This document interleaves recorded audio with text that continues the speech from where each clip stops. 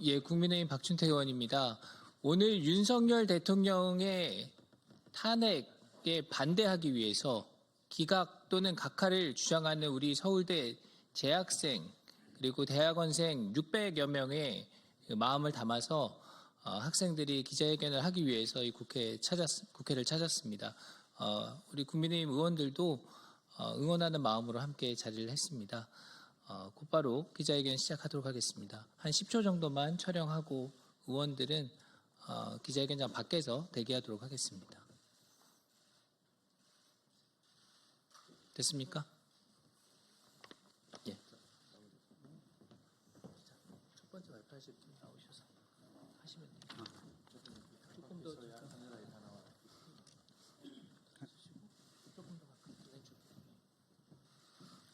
안녕하십니까. 저는 서울대학교 대학원 재학 중인 이기쁨입니다. 저희가 오늘 이 자리에 선 이유는 대통령에 대한 사기 탄핵을 신속히 각하시킬 것을 촉구하고 거대 야당과 선관위의 부정부패를 규탄하기 위함입니다. 헌법재판소의 책무는 헌법과 법률이 규정한 원칙을 철저히 준수하고 공정한 재판을 통해 국민이 신뢰할 수 있는 판결을 내리는 것입니다. 그러나 지금의 헌재는 본연의 책무를 수행하지 않고 있습니다. 대통령의 탄핵 심판 과정에서 헌재는 대통령의 답변 기일을 보장하지 않았으며 일방적으로 변론 기일을 지정하였습니다. 또한 피소추인인 대통령으로 하여금 증인신문조차 직접 할 수 없도록 하였으며 초시계까지 동원하여 증인신문 시간을 제한함으로써 피소추인의 방어권을 제대로 보장하지 않았습니다. 국회 측의 수사기록 인증등본 송부 촉탁 신청을 채택하는 위헌을 저질렀으며 이에 대한 헌재의 답변은 헌법재판소법이 금지한 것을 하위 규정인 심판규칙으로 가능케 한다는 지극히 몰상식한 답변이었습니다. 다수의 증인들이 검찰 조서의 내용을 부인하였음에도 불구하고 이를 증거로 채택하였으며 특히 일관성이라고는 전혀 찾아볼 수 없는 곽종근의 진술과 그 누구도 알아볼 수 없는 홍장원의 메모조차도 증거로 채택하였습니다. 그러나 계엄 선포의 핵심적인 이유인 부정선거와 관련된 증거 신청들은 모두 기각하였습니다. 한덕수 권한대행의 탄핵소추안은 깊게 고민할 필요도 없는 사안임에도 불구하고 시간을 끌고 있으면서 마은혁 후보 임명에 대한 권한쟁의는 너무나도 신속하게 진행시켰습니다. 헌법재판관들의 편향성은 현재 전 국민들이 인지하고 있는 상태입니다. 즉, 그 누구도 헌법재판관들의 공정한 판결을 기대하기 힘든 상황입니다. 어떤 사람이 편향성을 짙게 드러낸 판사에게 재판을 받고 싶겠습니까? 재판관으로서의 자격조차 의심스러운 이들이 일반 국민도 아닌 대통령의 탄핵 심판을 너무나도 불공정하고 졸속하게 진행하였습니다. 탄핵소추안의 핵심적인 내용인 내란죄를 공판 중에 철회했음에도 불구하고 헌재는 이를 수용하였습니다. 이는 소추서의 동일성을 훼손한 것으로 내란죄 빠진 탄핵은 명백한 사기 탄핵입니다. 그럼에도 불구하고 헌재는 탄핵소추안을 각하시키기는커녕 국회 재의결 요구조차 하지 않았습니다. 이러한 헌재의 행태는 대한민국의 법치 질서를 뒤흔드는 행위이며 헌법재판소의 존재 이유 자체를 스스로 부정하는 것입니다. 대통령의 방어권조차 보장하지 않고 불공정한 재판을 진행하는 편향된 재판관들을 대체 어떤 국민이 신뢰한단 말입니까? 대한민국 헌법수호의 최후의 보루인 헌재가 너무나도 많은 위헌을 저지르고 불공정한 재판을 진행하는데 대체 헌재가 왜 존재해야 하는 것입니까? 얼마 전 중앙지법에서 대통령에 대한 구속 취소가 인용되었습니다.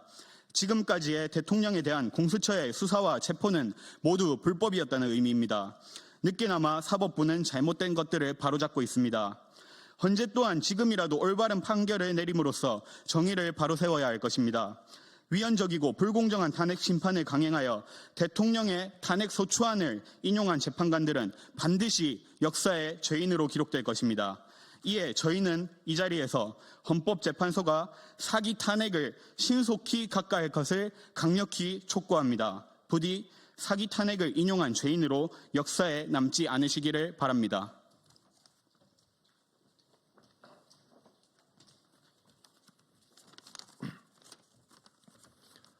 안녕하십니까. 저는 서울대학교 탄핵반대 시국선언 대표 김민섭입니다. 저희 탄핵을 반대하는 서울대인은 국회, 헌재, 공수처가 자행한 불법 탄핵 각하를 요구하고 비상계엄을 통해 알게 된 개혁이 필요한 사안들을 말씀드리겠습니다. 저는 지금까지 대한민국은 입법부, 사법부, 행정부가 상호 견제와 균형을 통해 운영되는 삼권 분립의 국가로 배웠습니다. 그러나 교과서와 현실은 매우 달랐습니다. 입법부, 특히 과반의 의석을 가진 민주당은 자신 마음대로 대한민국을 장악할 수 있었습니다.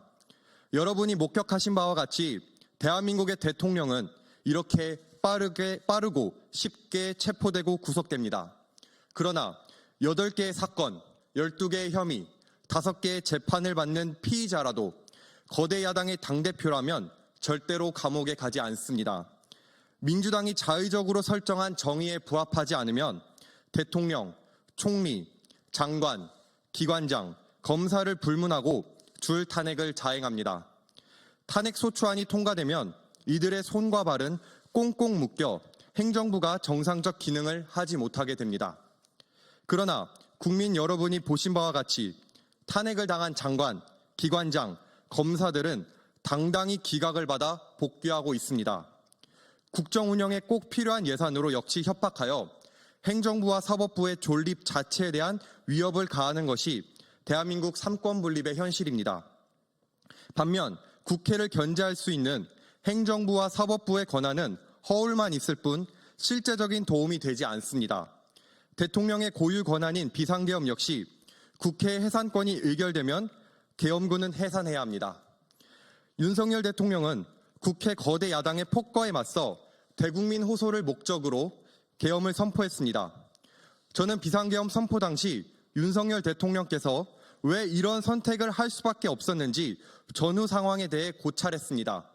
공부를 하면 할수록 29번의 탄핵, 예산안 폭거, 간첩법 반대는 대한민국의 근간을 흔들 수 있는 엄중한 사안이라는 것을 깨닫게 되었습니다. 87년 이후 지금까지 골았던 고름이 2024년 계엄이라는 바늘로 터져버린 것입니다. 탄핵 재판이 각하되어 윤석열 대통령께서 복귀하시면 지금과 같이 절대적 권한을 가진 제왕적 의회제를 국민과 힘을 모아 개혁해야 한다고 생각합니다. 국회가 가진 무소불위의 특권으로 자신들의 정파적 정치적 이익만 추구한다는 것을 알기에 국민들은 더 이상 국회를 신뢰하지 않습니다. 저는 이제 국회를 다시 국민의 것으로 돌려드려야 한다고 생각합니다. 국민의 다수가 뽑았다는 정치적 정당성으로 많은 권력과 권위를 부여받은 국회의원들이 국민적 신뢰를 얻기 위해서는 지금 국회가 가진 권력과 권한을 내려놔야 할 때입니다. 언론 역시 개혁의 대상입니다. 이번 주 화요일 SBS가 운영하는 유튜브 채널 스브스 뉴스에서 윤석열 대통령 탄핵 관련 여론조사를 진행했습니다. 조사 중 탄핵 반대 의견이 찬성 의견보다 많아지는 시점에 여론조사는 중단되었고 지금은 그 게시판에 접속할 수 없습니다. 이는 탄핵을 반대하는 목소리를 묵살하려는 모습으로밖에 해석할 수 없습니다. 탄핵을 반대한다는 이유로 극우로 낙인 찍고 선거에 대한 국민의 검증권을 보장하라는 목소리를 음모론으로 치부하는 것이 대한민국 언론의 현실입니다. 일부 언론은 윤석열 대통령에 대한 호칭을 사용하지 않고 있다가 지지율이 오르니 슬그머니 호칭을 사용하는 아주 비겁한 모습을 보이기까지 합니다. 심지어 서울대 탄핵반대 시국선언을 한 학생을 서울대생이 아니라는 가짜뉴스를 배포하고 쇼츠로 무한 생산이 되고 있지만 어떠한 책임도 지고 있지 않습니다. 아직도 일부 사람들은 이러한 가짜뉴스를 진실로 믿고 있습니다. 이러한 무책임한 행동이 정말 개탄스러울 뿐입니다. 언론은 국민의 눈과 귀를 장담하는 매우 중요한 역할을 하는 기관입니다. 그런데 언론이 객관적인 보도가 아닌 정파 싸움에 눈이 멀어 자신의 본분을 잃어버리면 이는 언론이라 부를 수 없습니다. 윤석열 대통령께서 하루빨리 복귀하셔서 언론의 편파보도 문제 해결을 위한 개혁을 진행해야 한다고 생각합니다. 일관되고 명확한 기준을 수립하여 더 이상 국민들이 가짜뉴스에 함몰되는 일이 없도록 해야 합니다. 국민은 진실을 원합니다. 더 이상 국민들의 눈과 귀를 속이려 하지 마십시오. 감사합니다.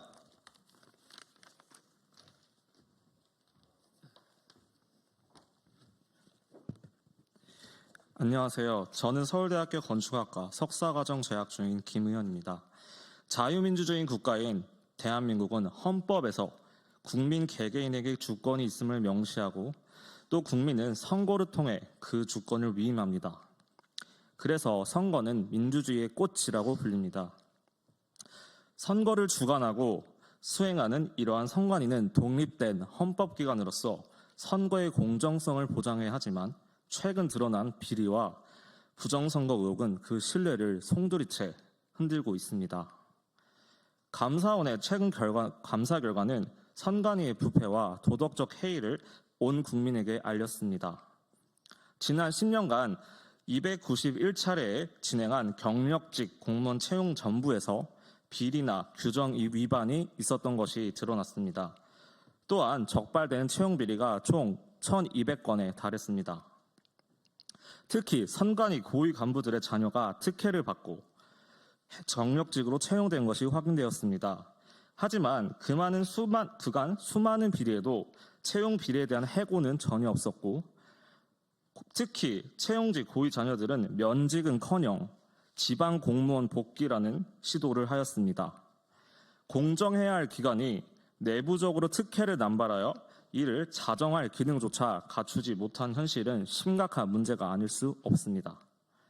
더 나아가 허위 병가, 무단 결근, 근무 시간 중 로스쿨 강의를 듣는 등 공직자로서 도저히 용납할 수 없는 행태가 발견되었습니다.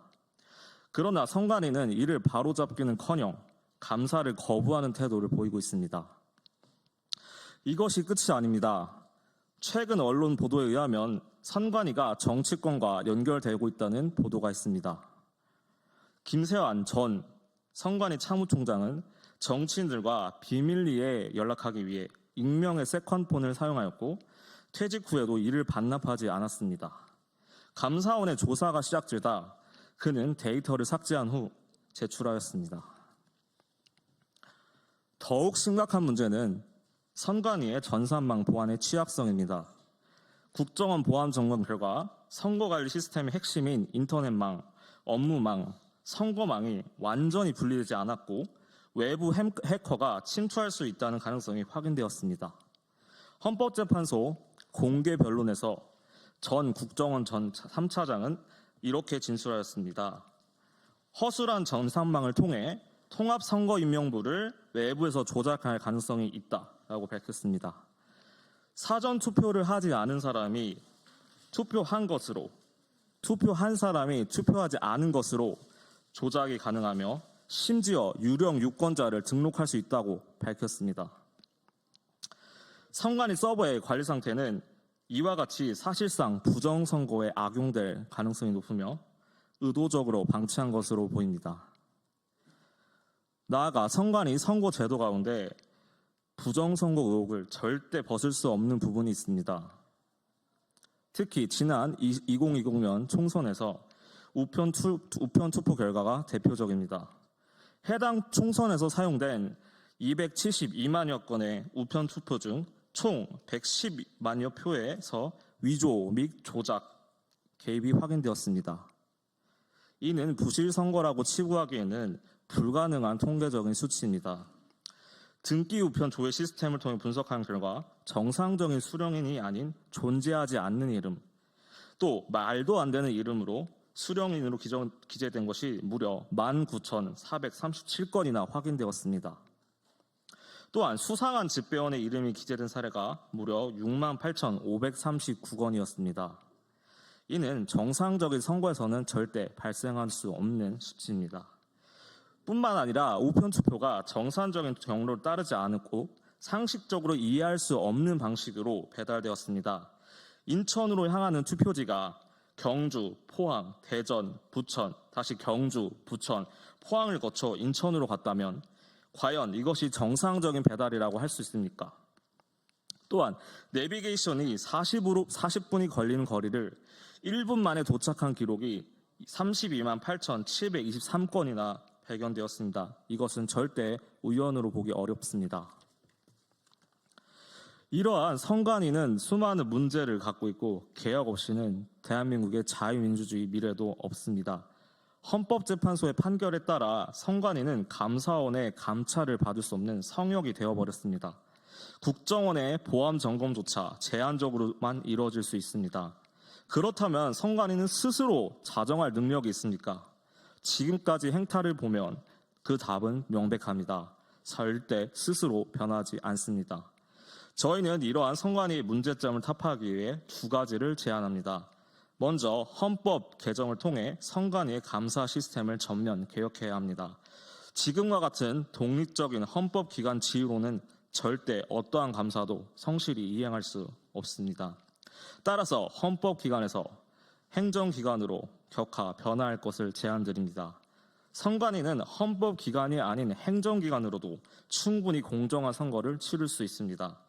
행정기관으로서 여러 감사기관의 감사, 사법 및 입법부의 견제 아래서 공정한 선거를 수행할 수 있습니다. 그리고 가족 세습기관으로 전락한 선관위는 국가가 아닌 특정한 인물 또는 조직을 위해 공무를 수행할 우려가 많습니다. 따라서 지금과 같이 경력직이 아닌 공채 위주의 채용으로 대대적인 조직 개편이 필수적입니다. 그동안 비리가 있었다면 철저한 수사와 그 수사로 그 민낯을 밝히고 적법한 형사 절차를 밟아야 할 것입니다. 마지막으로 국민 일원으로서 당부드립니다. 선관위의 국민으로부터 이른 불신은 부정선거 의혹에 대한 철저한 규명, 철저한 조직 개편과 비리 수사로만 가능하다는 점을 말씀드립니다. 감사합니다.